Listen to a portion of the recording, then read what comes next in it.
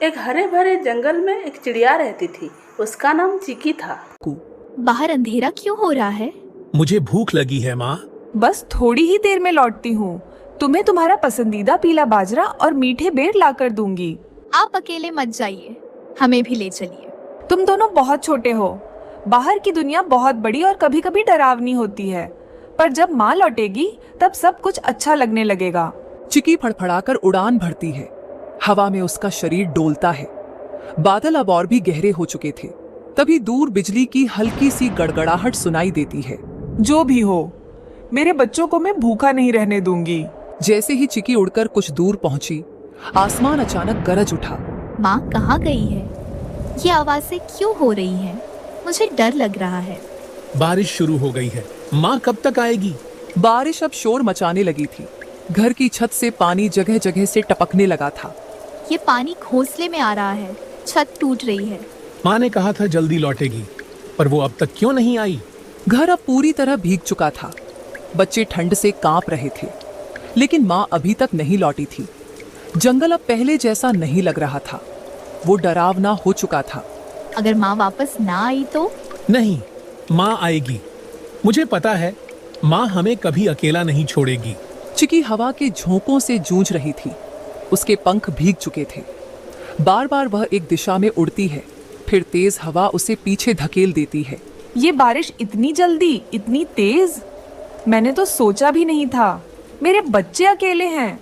वो जैसे तैसे घर पर उतरती है। घोंसला भीग गया है माँ, हमें ठंड लग रही है। मैं आ गई बच्चों, कुछ नहीं होगा अब। तेज बारिश अब भी गिर रही है, लेकिन बच्चों पर अब माँ की गर्माहट की ढाल है। बस थोड़ा सा सब्र करो, मैं कुछ ना कुछ करती हूँ। तुम्हें यूं भीगने नहीं दूंगी। तभी थोड़ी देर के बाद बहुत ज्यादा पानी की आवाज आती है। ये क्या हो रहा है माँ? बच्चों, हमें बाहर जाके देखना होगा। चिकी, चिड़िया और बच्चे बाहर जाकर देखते हैं तो नीचे बाढ़ आई हुई थी। हमें दूसरी डाल पर बैठना चाहिए। तभी अचानक बाढ़ में पूरा घर बह जाता है। मेरा घर, मेरा घर। माँ, अब हम कहाँ जाएंगे? मुझे ठंड लग रही है माँ। अब कोई और चारा नहीं था। चिकी उसके बच्चों के साथ तेज बारिश में उड़ चली। बस एक ही उम्मीद थी, कालू कौवा, उसका पुराना दोस्त। चिकी और उसके बच्चे उड़ते उड़ते कालू कौवे के घर पहुंचे। कालू, ओ कालू, दरवाजा खोलो, मेरा घर बह गया है, मेरे बच्चे कांप रहे हैं। अंदर से कालू आता है। चिकी, तुम्हारी ये हालत, जल्दी अंदर आ जाओ। तभी पीछे से आवाज आती है। नहीं, किसी को अंदर मत लाओ, पहले से ही जगह कम है और बारिश में तो सब आते हैं। क्या हर किसी को पनाह देंगे? बहन, बस एक कोना चाहिए। बच्चे भीग रहे हैं, थोड़ी देर, बस थोड़ी देर। माफ करना, ये मेरा भी घर है और मैं किसी को भी अंदर नहीं आने दूंगी।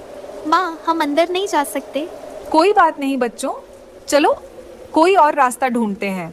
माँ की ममता ने एक बार फिर त्याग करना सीखा। ठुकरा दिए जाने पर भी वह टूटी नहीं। अब वो जंगल में किसी और उम्मीद की तलाश में बढ़ चली। थोड़ी देर उड़ने के बाद चिकी और उसके बच्चे पेड़ की टहनी पर बैठ गए।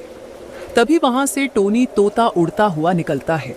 चिकी बहन, क्या तुम हो इतनी बारिश में यहाँ? टोनी, तुम? मुझे लगा शायद कोई नहीं बचेगा इस तूफान में। तुम्हारा हाल देख रहा हूँ, बच्चे भी ठंड से कांप रहे हैं। जल्दी मेरे साथ चलो, मेरा घर थोड़ा ऊपर है। सब उड़कर टोनी तोते के घर की ओर निकलते हैं। धन्यवाद टोनी, तुम्हारा ये एहसान मैं कभी नहीं भूलूंगी। अरे बहन, एहसान वहसान बाद में गिन लेना, पहले चलो गरम घोंसले की ओर। थोड़ी देर के बाद सब टोनी के घर पर पहुंच जाते हैं। टोनी जल्दी से बच्चों को अपनी घोंसले में बैठा देता है। माँ, अब अच्छा लग रहा है। तुम्हारा दिल सचमुच बहुत बड़ा है टोनी। आज तुमने मेरे बच्चों को नई उम्मीद दी है। एक परिंदा ही दूसरे परिंदे का सहारा होता है बहन, यही तो जंगल का असली रिश्ता है। थोड़ी देर के बाद चीकी और टोनी बाहर आते हैं और देखते हैं कि बाढ़ में कोई बह रहा है। टोनी, वो देखो, पानी में कोई बह रहा है। अरे, वो तो कबूतर है। हे भगवान, वो बहुत बुरी तरह फंसा है। कोई है, बचाओ, मैं और नहीं तैर सकती। मैं किसी को मरते हुए नहीं देख सकती। चलो टोनी, उसको बचाते हैं। चिकी, मैं तुम्हारे साथ हूँ, आज किसी की जान नहीं जाएगी। चिकी और टोनी तेजी से उड़कर कबूतर के पास जाते हैं। हिम्मत मत हारना, हम आ रहे हैं। मेरे पंख भीग गए हैं, तभी टोनी और चिकी ने कबूतर को ऊपर खींचा और तीनों उड़कर टोनी के घर आ गए। तुम दोनों ना होते तो शायद आज मेरी कहानी यहीं खत्म हो जाती। कहानी तब तक खत्म नहीं होती जब तक दोस्त साथ हों। जंगल में तीसरे दिन भी बारिश नहीं रुकी थी। दूसरी ओर कालू कौवा और उसकी पत्नी के घर में एक दाना तक नहीं बचा था। कालू, अब और इंतजार नहीं किया जा सकता। 2 दिन से हमने कुछ नहीं खाया। मैं क्या करूं? बाहर बारिश हो रही है। मुझे ये सब नहीं सुनना। मैंने 2 दिन पहले टोनी तोते के घर में ढेर सारा अनाज देखा था। अगर तुम कुछ नहीं कर सकते तो मैं खुद जा रही हूँ। नहीं, तुम नहीं जाओगी, मैं जाता हूँ। बाद में कालू उड़कर टोनी के घर की ओर उड़ता है। बस एक बार वहाँ पहुँच जाऊँ, जल्दी से अनाज ले लूँ, किसी को भनक भी नहीं लगेगी। रात को सब सो गए थे। तब कालू कौवा वहाँ पहुँचा और कोने में रखी अनाज की बोरी के पास गया। इतना भारी है, लेकिन यही बहुत दिन चलेगा। जैसे ही कालू कौवा उड़कर जा रहा था, वैसे ही अनाज की बोरी एक लकड़ी की टहनी में अटक गई। वह थोड़ा सा फिसला पर संभल गया। अच्छा हुआ ये अनाज की बोरी निकल गई। बाद में कालू उड़कर अपने घर पहुंच जाता है।